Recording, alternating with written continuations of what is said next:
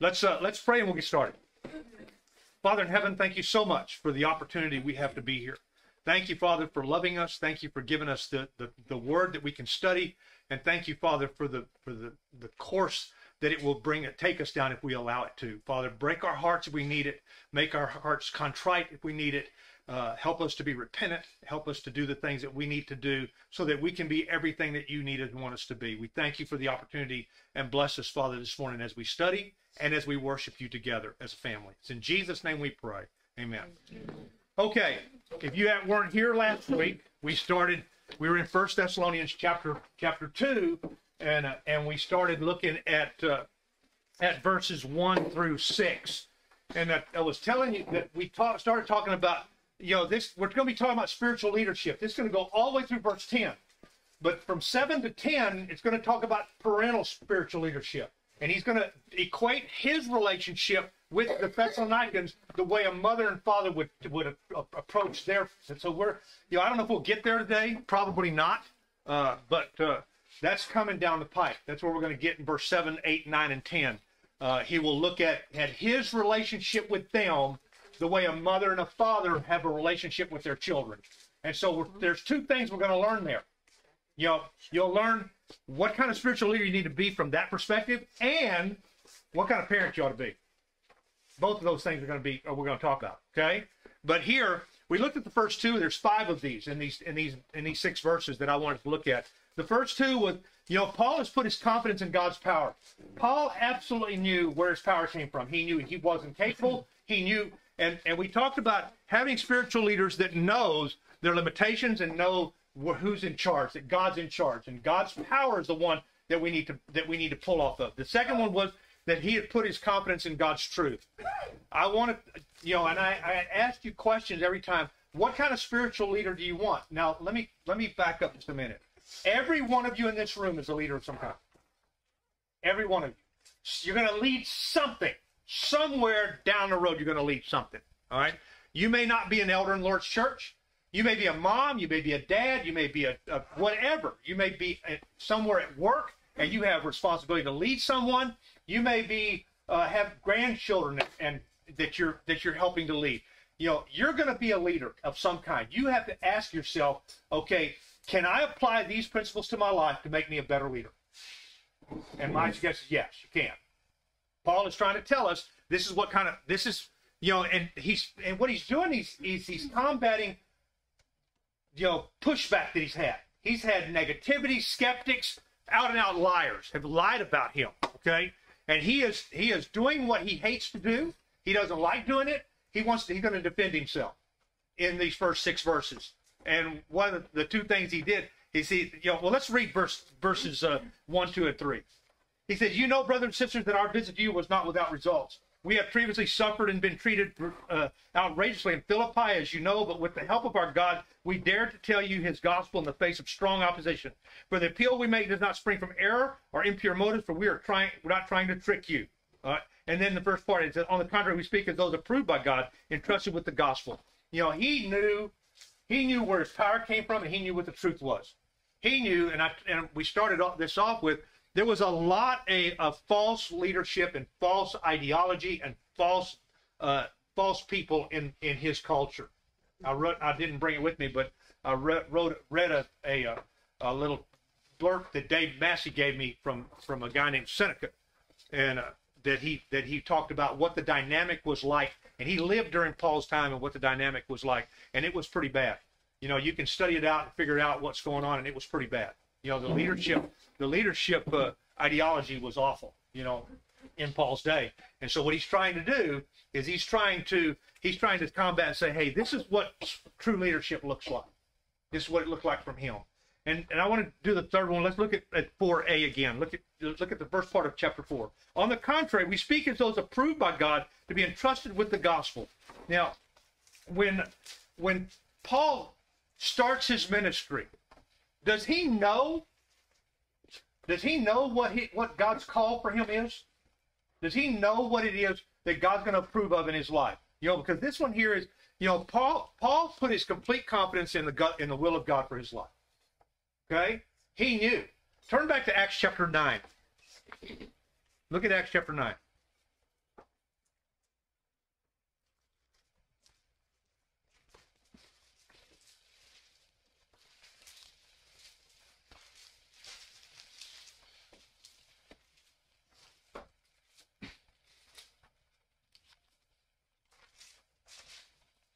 Look at verse 15.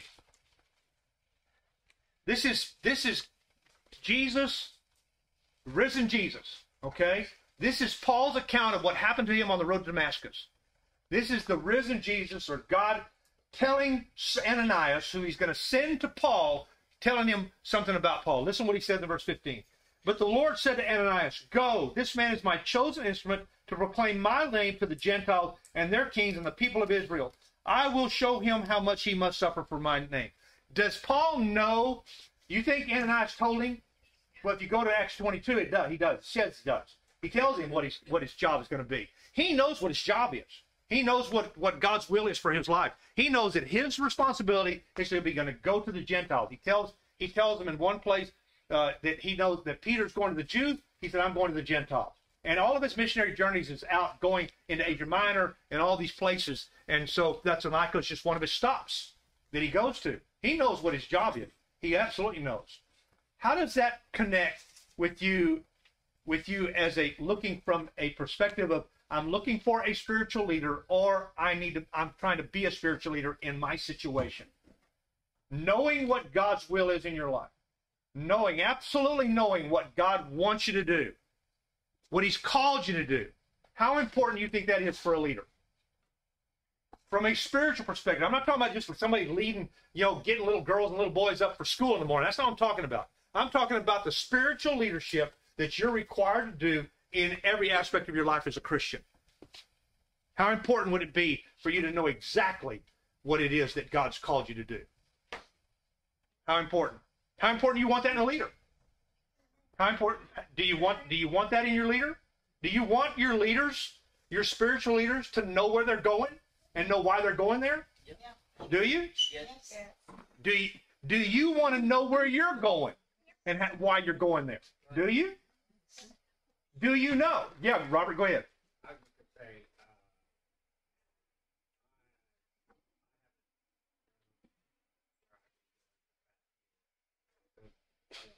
I would say no, because I've been working on faith only.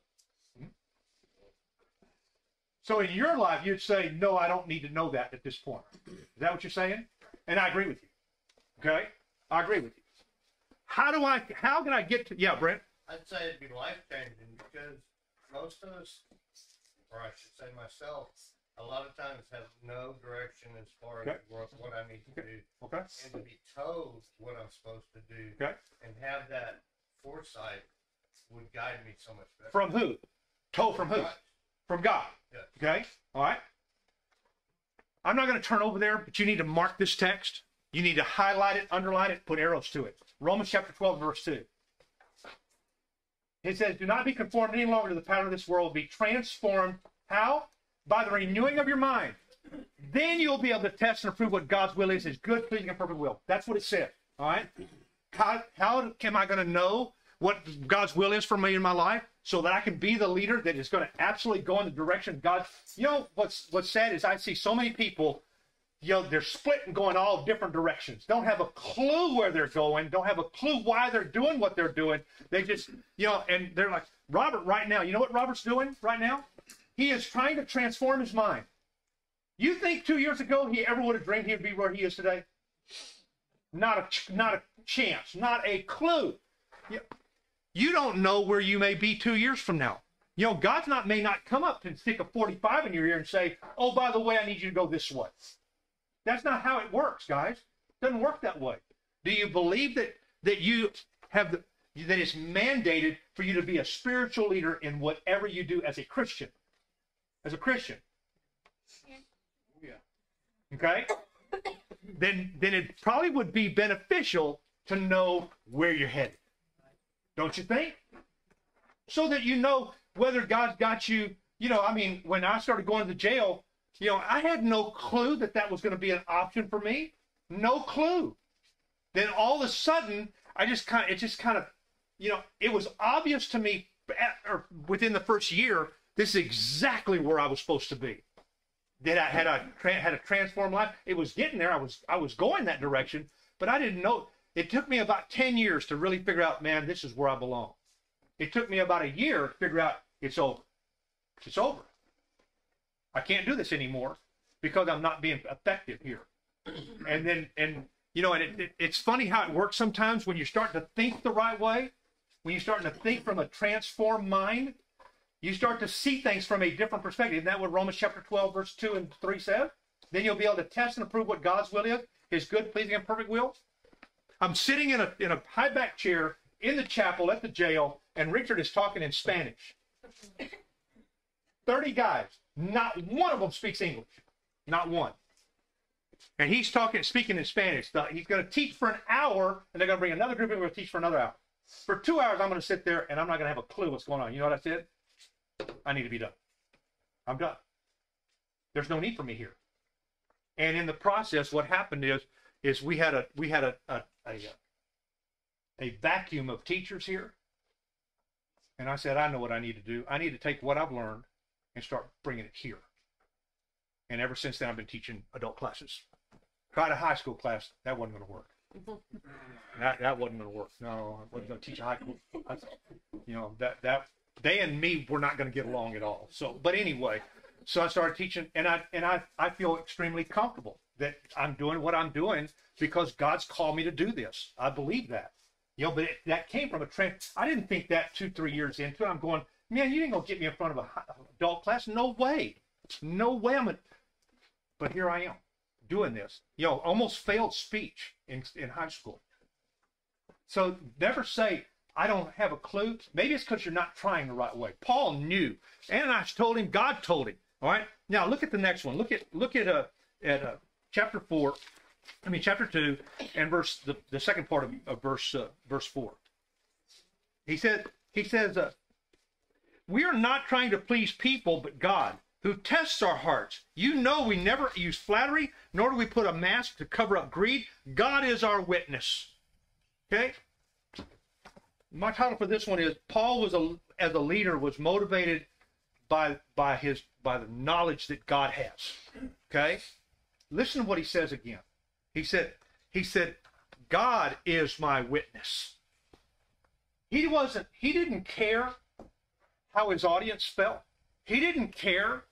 He wasn't there trying to get something from them. Everything he was doing was coming to try to please God. It was coming to try to elevate himself in front of God. That's all he was doing. Look at what he says again. All the teachers of the day, all of them of the day were out for money, power, prestige, whatever it was. Just like it is today. It was like that then. And he said, we are not trying to please people, but God, who tests our heart. That means who examines our heart. All right? It means, do you think that God still examines our hearts today? There's one thing you don't know about me. Okay? You cannot see my heart. You can see the evidence sometimes of a heart, but you can't see the heart, what's really going on in there. Can you? Who can? And Paul knew that. Paul knew that he was going to conduct himself in a right way because he knew who was watching him. Do you know who's watching you? You really want him? Do you really want him in your house after you shut the door? Is that really what you want? You want to invite him in? Is that what you want? Because he knows what your heart is. He knows what's going on when nobody else is watching. He knows what your motives are. He knows. I don't know. You may not know about anybody else, but what I do know is that God always knows, and Paul knew that. I want a leader in my life. I want to be a leader. That I'm not trying to please you. I'm not going to try to tell you things that you want to hear. I'm going to tell you what you need to hear. You may not like it. You probably won't like it sometimes, but I'm going to tell you what you need to hear. And I want you to do the same because, in a sense, you're leading me as well. We're all trying to lead each other here. Don't you think it'd be beneficial for us all to be going the same direction? I would just think it would be beneficial to all go in the same direction. He said that we never use flattery, nor did we put on a mask to cover up greed. That was the problem of the day, guys. That's what was happening in that day. That's what's happening today. I want people who are honest. I want to be honest. Sometimes some people are going to grate on you. Okay? Sometimes they're going to tell you what you don't want to hear, and they're going to tell you in a way that may hurt you. All right? I hope that I've grown enough that I don't do that as much as I used to. I used to do that a lot. And I still do it sometimes. And I don't want to do that. But I do know that I want God to be able to see a heart that's pure and holy and striving to be what he wants me to be. And I feel sorry for you. If you're sitting in here and you've got on your Sunday go to meeting clothes and you've got a happy face on, and really inside you're twisted and immoral and just angry at the world. I feel sorry for you. Because you're never going to become the leader that God needs you to be. You'll never allow him to do that in your life. And I don't know if there's anybody here like that.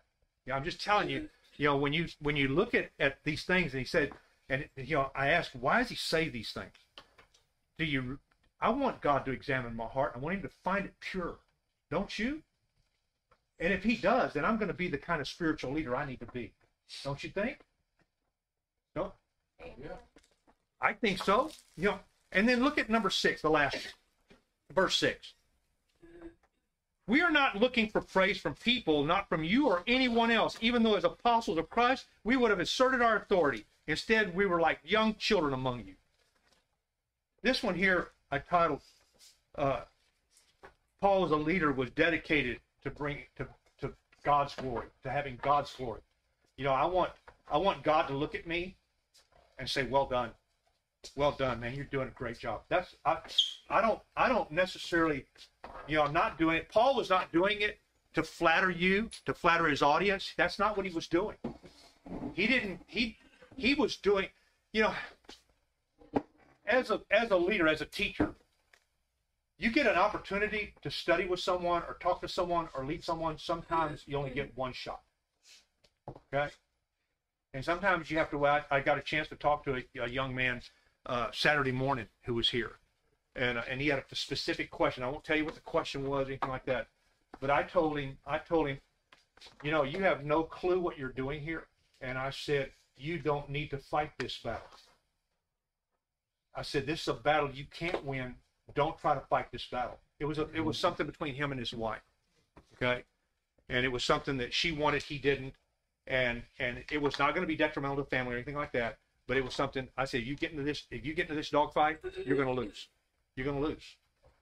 And I found out later, I asked Cole this morning, and Cole said he really appreciated your answer. I may never get a chance at this guy again. So my job was not to tell him, and I got a sense from him that he was really happy that he was not going to have to fight this battle because he really didn't want to get into a war with his wife over this particular issue. But sometimes you have to tell them, hey, you got to suck it up, get your big boy pants on and get after it, start fighting. But not in this situation. And sometimes it's hard to lead. How many of you found it hard to lead children, especially as they get older? Doesn't it? It makes it even more difficult if you're not consistent. If they don't know for sure where you come from. Said this last week. If you decide that you're going to start reading this and you don't apply it to your life, guess what your kids are never going to do? They're never going to buy it. They ain't going to buy it. They won't. Guess what'll happen if you try to pull that off in front of other people? They're not going to buy it because they're going to watch what you do and they're not going to be able to hear what you say because they're watching what you're doing. And what you're doing is not fitting what you're saying. So, when you look at this guy and you look at how my leader is going to show that they're looking only for glory from God, not men. How are they going to show you that? How is a leader today in your life? Let's say a mom, dad, whatever. How are they going to show you that they're only looking for glory from God, not from men? Because that's what Paul is doing. He said, I don't care what you think. He said, I'm trying to get glory from God, not from you. I'm going to say things that you need to hear and don't want to hear. I'm going to say it because this is what God's told me to do. How do you want that to unfold in a person's life, in your life? I wish in my life, that my mom and dad had done this. I really do. Because my mom and dad did not treat me and my brother the same. Okay? There was a difference in that family unit. And my brother got to do things that I never got to do. Got to do things that I rebelled against because of it. And there was no, they were trying to, they were coddling and petting my brother. but so that he would not do what I did, and I left home. I left. I said, I'm done. I'm out of here. I'm gone. And I ain't coming back. I'm done. And they didn't want him to. My mother didn't want him to do that, so she coddled him and petted him. And I'm looking at this. I'm going, all she's doing is trying to flatter that boy. And guess what happened? If my dad had ever found dope in my glove compartment, me and him would have been rolling around the front yard. He found dope in my brother's glove compartment, put it back in the glove compartment, shut the glove compartment, and went in the house. So what do you think happened? What do you think happened later? What do you think happened? He became an unbeliever. He's an unbeliever still. But you know what he became? He became a drug addict. Now he's not that way anymore. He's grown up. He's matured. But when my mom died, we couldn't find him. Or my dad, I don't remember. We couldn't find him. We didn't know where he was. Nobody knew where he was. We hunted everywhere trying to find him. And finally one of the cousins found him somewhere.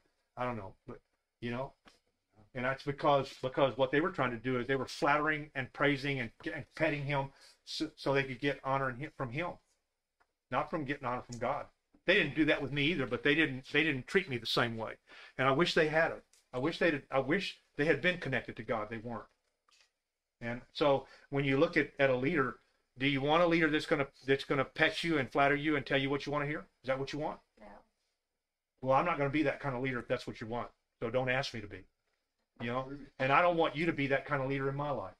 I don't want my wife to do that. My wife has a responsibility to lead in our home. All right. She led our boys. She led that home. She was the matriarch of that home.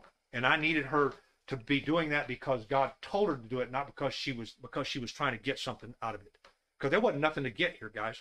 Okay? We were poor. We didn't have nothing. We were both poor together. So what we were trying to do is get our praise from God, not from the boys. Because I'm telling you, there's a lot of times, ask them. They'll tell you, man, that she was not their most favorite person many times. I'm just telling you, it was, but when she went down lately, guess what happened? Yeah. Everybody went to Houston. Everybody. Nobody. I tried to make them go home. They wouldn't go home because they knew what she meant in their life, and what she meant in their life is she's a godly woman trying to do godly stuff, and it's going to hurt sometimes. So ask yourself, what kind of leader am I?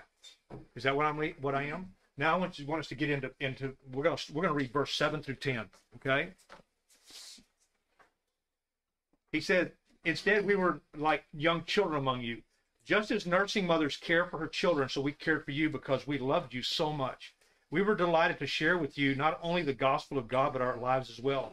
Surely remember, brothers and sisters, our toil and hardship as we work day and night in order not to be a burden to anyone while we preach the gospel of God to you.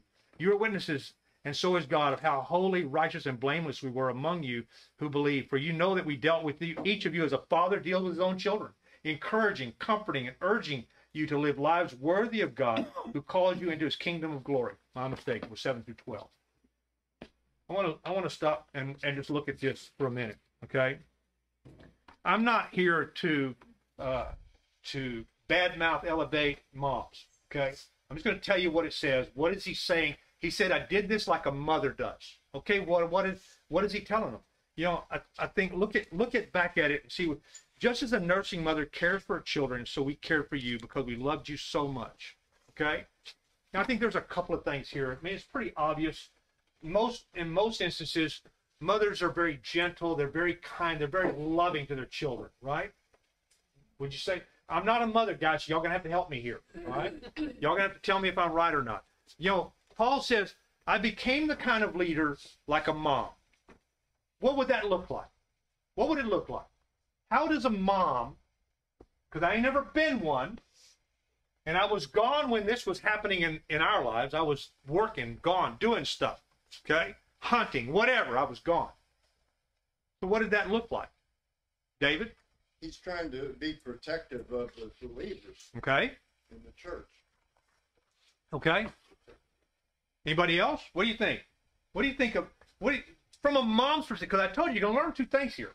What is he saying about a mom here? When they cry, she comes running. Huh? When they cry, she comes running. When they cry, they come running. Okay? He said that he's there to a nurse cares for her children. How does a mom care for her children? How does she do that? What does she do?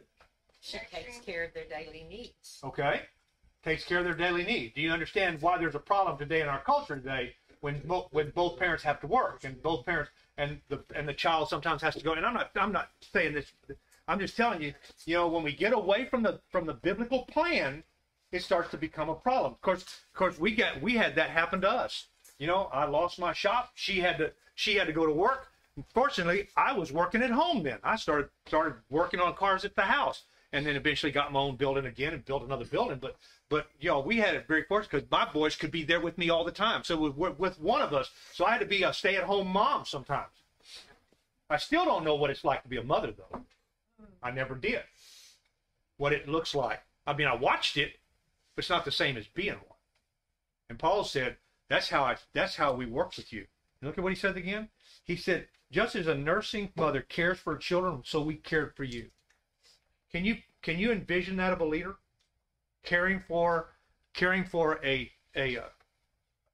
your children, caring for the people that you're supposed to be leading. What about on the job? I know that it's different. I'm seeing lost looks in some of your faces, and I'm trying to get you to grab this. Yeah, Alyssa. I was just going to say a mom is there day and night, so you want a leader to be there day and night. Okay. Especially, okay. Like if something tragic were to happen, it would be okay to call someone in the middle of the night. Okay. You might really need that person. Okay. Or at least I know when I struggle, the nights are always the hardest. So that's why I always tell people, if you call me, I will if my phone goes off. Okay. Said I can't relate all of that, but basically it's a mom saying how tough it is sometimes, especially at night. It's tough. Yes, ma'am. There's a lot of sacrifice, and some of those sacrifices are more trivial than others, but some of them are not trivial at all. Yeah. So you hear what she said? She said it's about sacrifice. How does a mom have to sacrifice? How does she do that? Tell me. Puts herself second. She does. She has to put herself second. Okay. All right. I can remember my mother worked, Mm-hmm. and because my father was physically disabled to an extent that he couldn't actually have a day-to-day job. But I can remember I had to have corrective shoes, those little Buster Brown shoes, and my mother would go to work standing on her feet, sometimes 12 hours a day, but she would get those little cheap plastic shoes that would come in a little packet folded up, and she would wear those to work. Mm-hmm. That would be it, because she had to go and she had to get your shoes. Yes, and at the time, I think that the shoes were like $25, which is nothing nowadays. Yeah. But back in the dark ages when I was a child, yeah, and Dark it was ages. a sacrifice. Yeah, Wasn't that long ago, Judy? It may feel like that long ago, but it wasn't that long. Yes, that right there, and he'll tell you flat off. Mom's older than dirt. Well, I watched my wife sacrifice, but it's not the same as having to sacrifice as a mother, because Jody's right. That's what he says. He said because we love you so much, we were delighted to share with you not only the gospel of God but our lives as well. How much sacrifice did it take for Paul to have to share his life? Remember, if you go read, I think 2 Corinthians, I believe, where he says how many times he'd been beat up and shipwrecked and all that stuff. He was willing to do whatever it took so he could teach these people the gospel, so he could be the leader he needs to be. Are you willing to do that? You willing to do that? Matthew did the other day. He stepped up. You know what he did? We do a little Devo on Saturday morning when we do breakfast, right? And I pretty much put it on him Saturday morning. Somebody needs to step up. And I walked up to Matthew. He was fixing to leave, and I said, "Hey, man, and he said, about one of those Devo things?" And I said, "Yeah, what about it?" He said, "I want to do one." I said, "When?" He said, "I don't know. How about next month?" I said, "Done." I'm not going to give him a chance to back out, So, you think he's going to be nervous? Not now yet, but when it comes to that, yeah, absolutely he's going to be nervous. But you know what? He's going to step up and do that. You know how much sacrifice it's going to take to stand up here? Because when he stands up here, yesterday there was almost 40 people here. We had a big group. It's the biggest group we've had. And he's going to stand up here, and he's going to have to lead every one of them through his mind, through what he's been thinking. He's going to have to lead them. He better be willing to sacrifice his life, okay? Because that's what it's going to take for about the week before. You know, and the same thing that a mom has to do. You know, I mean, I see some of you in the store. I see Amy in the store all the time. You know, it's like we go to the store at the same time or something. I see her all the time. Sometimes she has her kids. Sometimes she doesn't. But you know what I know here's a mom, it's a stay-at-home mom that's taking care of her kids, homeschooling her kids, and you know how much sacrifice that takes. How much easier would it be to say, you know what, I just don't want to do this anymore. A lot of women do that, don't they? Yeah. I'm done. I don't want to do this anymore. I'm done. That's not the kind of leader that we need, is it? The kind of leader you need is said, I'm willing to sacrifice my life for my children. I believe that this mother cougar right here would have died for any one of the three. It wouldn't have mattered. She may not have liked them sometimes, but she would have died for any one of them. I believe that with everything I have. She never had to prove it, but I believe she would have done that. You know, and that's the mindset that Paul has here as a leader. He said, I'm gonna like a nursing mother. We're gonna take care of our children. You know, and he said we care for you because we love so much. We were delighted to share with you not only the gospel of God, but our own lives. Surely remember, brothers and sisters, our toil and hardship. We work night and day in order not to be a burden to anyone while we preach the gospel of God to you. You know, what was this guy as a leader, was he selfish? No. Did it seem like he's selfish to you? Yeah. No. How do you translate that over to a leader? I want a leader that's going to be unselfish. I needed a leader in my home when I was gone that was unselfish, that she was going to think about other people and not herself. Okay? Sacrificial love, unselfish love. Kind of work together, don't they? To be unselfish. You know, how do you connect that to a leader today? Tell me how you connect that to a leader. It's unselfish. Being selfish means I want only what I want, and I'm the most important thing in the room. Nobody's more important, and you're not important enough. That's selfish love. Yeah. Unselfish is everybody else more important, right? How does that translate to a leader? Tell me how it does. David, hold on a minute. Mark, Going the extra mile to help somebody. Going the extra mile. Mark? You couple that also with him not imposing his rights. He said, I have the right to require support from you. Yeah. But I gave up those rights. Yeah. He said, I'm going to do everything I can do to make my own living and make my own money so I'm not a burden to you. Okay? Unselfish. You know, give me something else. Yeah, Vincent? Well, Jesus said, if you want to be great, you got to serve them all. Mm-hmm. Mm-hmm. Okay. Anybody else?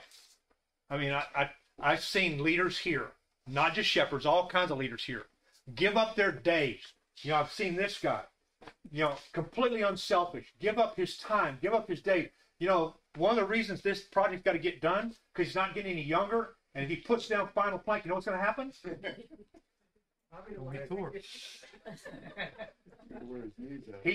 He made that perfectly clear that we better get this done in a hurry because I'm getting old enough where I'm not going to be able to do this on my knees for very much longer. So, you know, but he's willing to sacrifice his body for this place. You know, I'll tell you, this looks awful on that. And we're now planning on doing it here and next door. And we do it on Wednesday. What do you think first impression is when they get on that thing? And I know, because we went and visited somebody in the hospital today, and they said, I was introducing Cole, and he said, I know him. He said, I watch him on Sunday morning. Yeah, you know?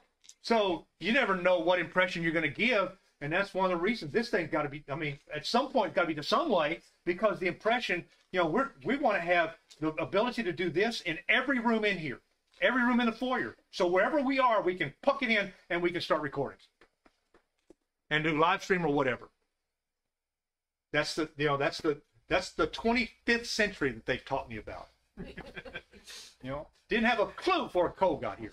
But the point is to be to be unselfish, not to have I don't want only what I want. If we want only what we want, I ain't gonna spend no money. Jim says, I'm not gonna do that, it's too much work. I don't want to do that. He's willing to give up his body. He's willing to give up his body. And other guys in here as well, because there's other guys going to help. We already know of some of them that are going to help. So, the point is that you look at a mom, the way a mom's supposed to be, the way she's supposed to be. She's that kind of mother. She's unselfish. Okay? She's gentle. She's got an affection for her children that nobody else has. She's got that sacrificial love in her life. He's saying, that's who we were. In front of you, that's who we were. So when they start talking bad about us, you know what I know? You remember who we are and who we were. We were like moms. We'll get into about fathers next week. Y'all guys ain't escaped yet. Okay. But I just want, if you are a leader, all right, remember that sometimes it's not about you, it's about them. And you have to be willing to give up what you do so they can have what they need to have. Okay? It's about being the kind of leader that Paul's talking about here, about being a mother, a leader like a mom, and how that mom would treat her kid. So translate that over to your leadership style and see if it doesn't work for you. All right? We'll see you next week, guys. Thank you for watching.